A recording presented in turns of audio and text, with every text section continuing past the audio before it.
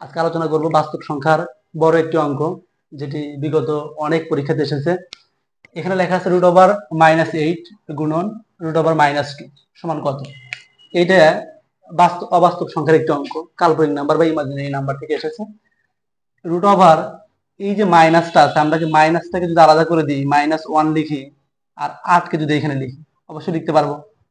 Root over এইখানকার মাইনাসটাকে যদি আলাদা করে দিই, -1 লিখি, এবং 2টাকে যদি আলাদা করে দিই, তাহলে দেওয়া যাবে।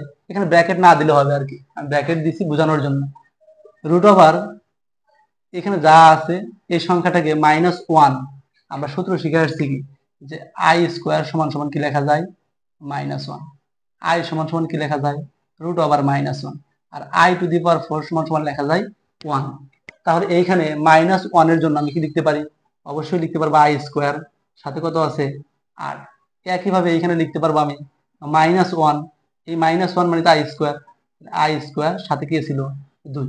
এখন রুটের ভিতরে যে সংখ্যাগুলো আছে সেগুলোকে আমরা একটু কাটার চেষ্টা করি।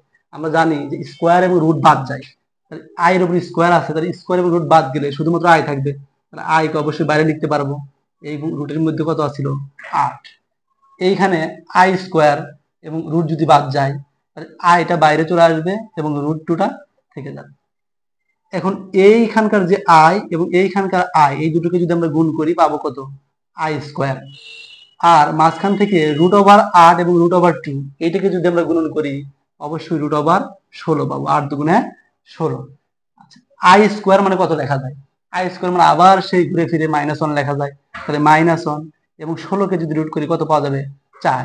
তার মানে এইখান থেকে আমরা ফলাফল লিখতে পারি -1, আর 4 গুণ করে অবশ্যই ফলাফল আসবে -4। এটাই হবে এই অঙ্কের উত্তর।